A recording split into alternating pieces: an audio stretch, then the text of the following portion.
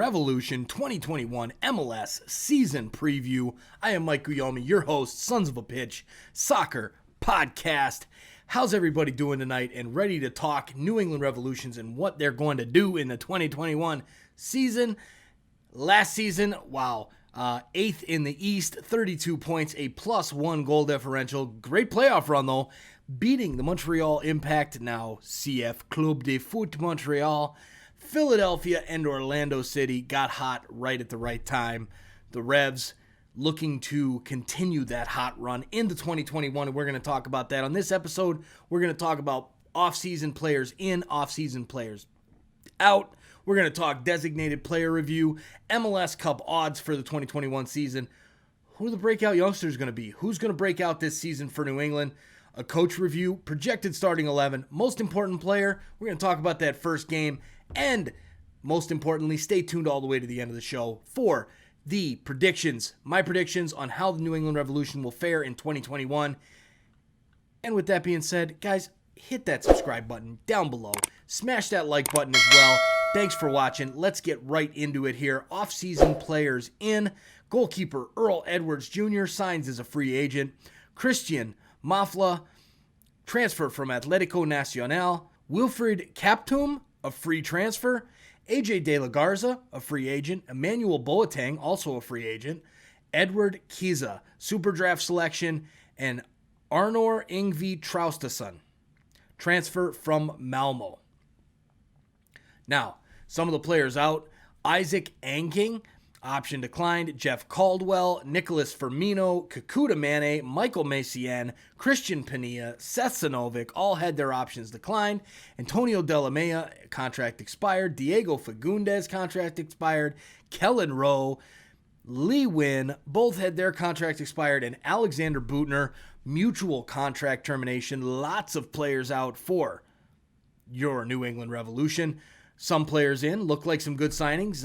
Looks like kind of a reunion there with AJ De La Garza and Emmanuel Boateng from LA Galaxy coming back with their old coach there, Bruce Arena. And then some good off-season signings from overseas like Traustason and Kaptum. So looking like, and Mafla as well. So, New England always does well with those types of signings. There are no names, nobody knows about them, and they find these guys, and they come over to MLS, and they do extremely well. So I'm expecting big things out of Mafla, Kaptum, and Traustason this season.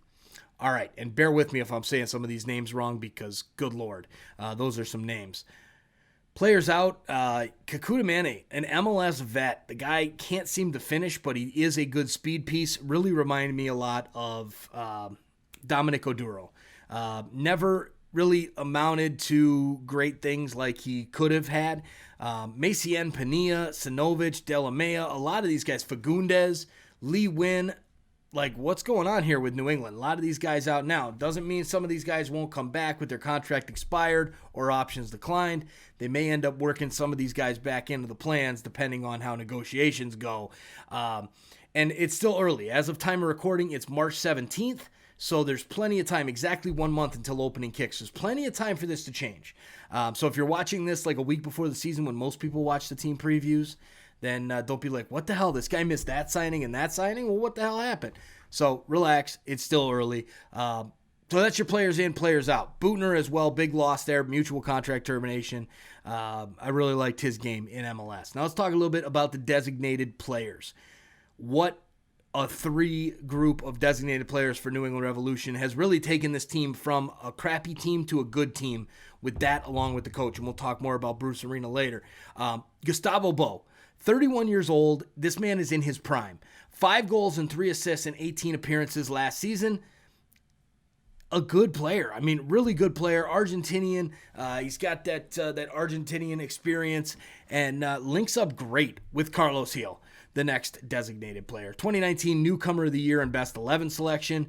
Rough year last year with only 6 appearances and 0 goals, 2 assists due to that Achilles injury that he had. And look, with COVID and the breakup of the season last year and the injuries and guys weren't really fully fit going into some of these games, I take last year and I throw it out the window. It's gone. It means nothing.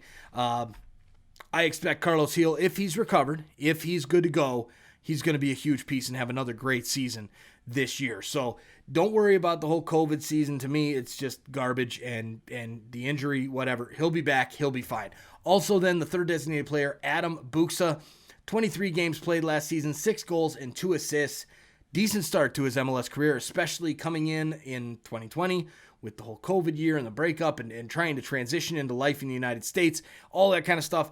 Very decent year with 6 goals and 2 assists. I expect him to improve greatly this year if Gustavo Bo and Carlos Gil are both healthy for the entire season.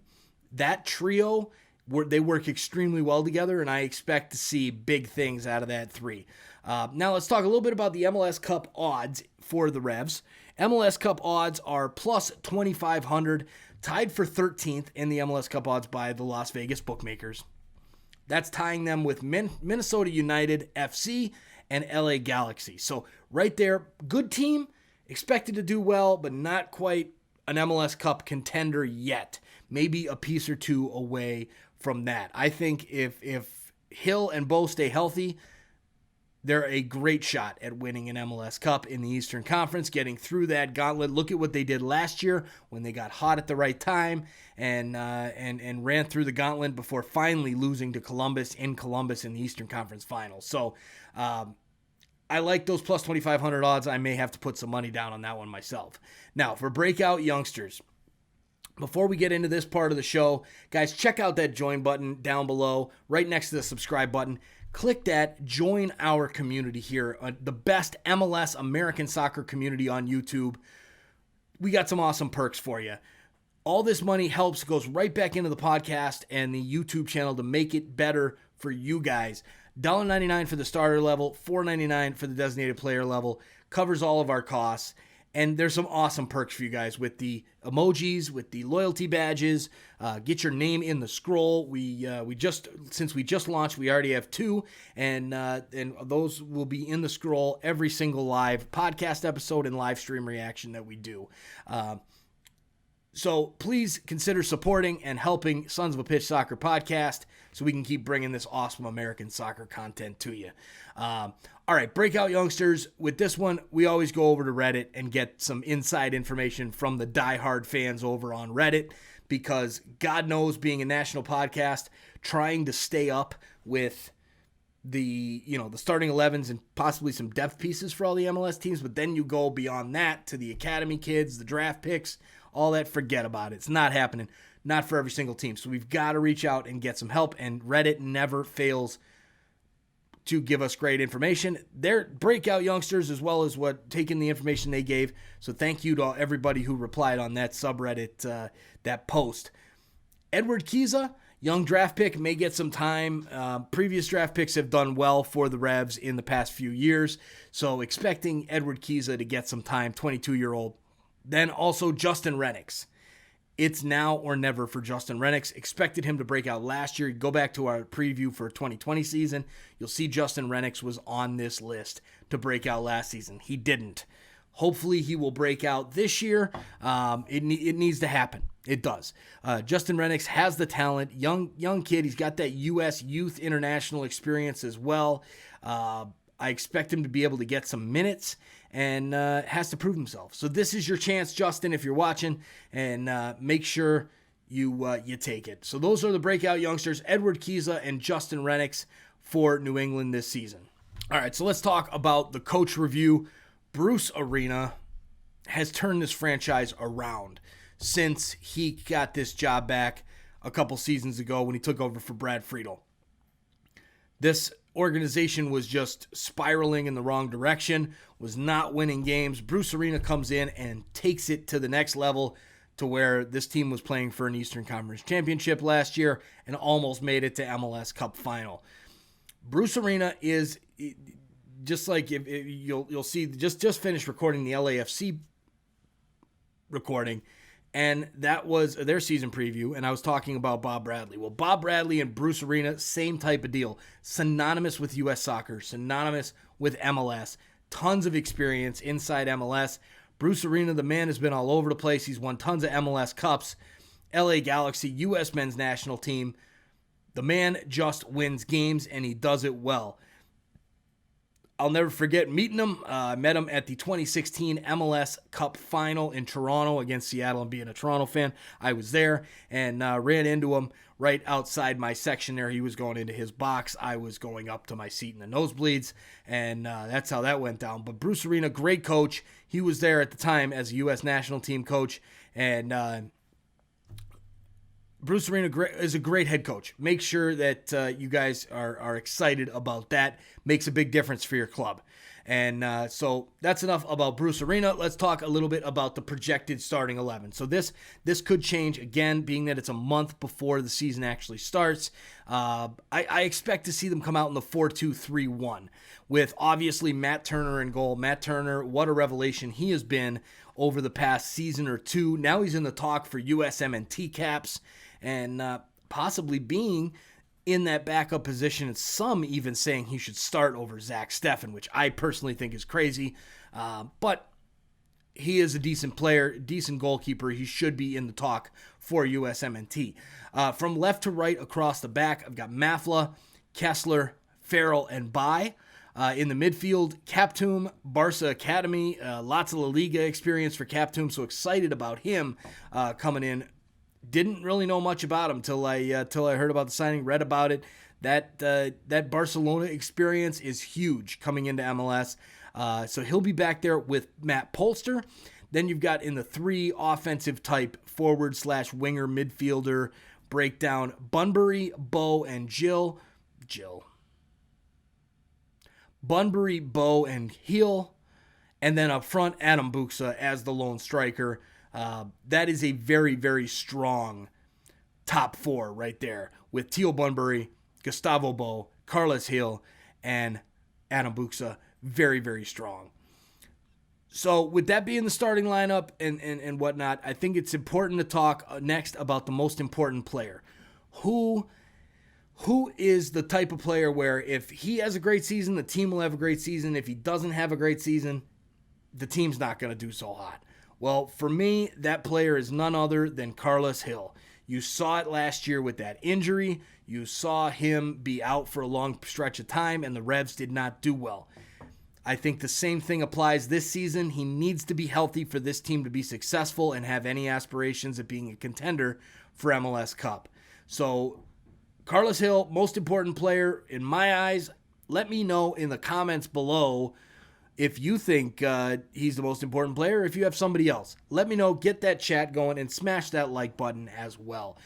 First game for the Revs is March 17th, opening kick weekend at the Chicago Fire. A Chicago team where the Revs should be able to run all over Chicago Fire. The Fire are a tire fire right now. They are not doing so hot. They need to pick up some more talent, some more signings. Just haven't amounted to much lately. So, good first opponent for the Revs on March 17th, away to Chicago.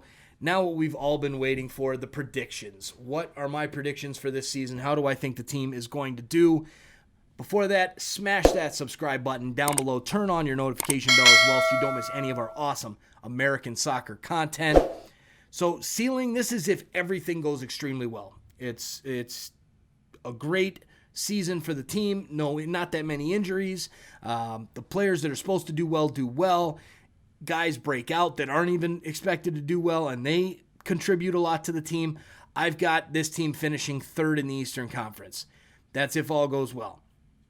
Now, if all goes bad as a floor, and you're talking injuries to Carlos Hill, and they sell a couple players, everything goes wrong for the Revs this season. I think they just miss out on the playoffs, 8th in the East. I think this team's a playoff team. It would have to almost be catastrophic for this team not to make the playoffs in the Eastern Conference. But that's my pick, my prediction for this season. Third in the East is the ceiling. The floor comes in at just missing the playoffs as 8th. And there you have it. There's my predictions for the Revs. So, exciting time to be a Revs fan. Some good signings to look at there coming in. Some unheralded signings, names that you don't really know, but I think they're going to bode well for the Revs this season. Can't wait for the season to get underway. Thanks again for watching, and we will talk to you guys real soon.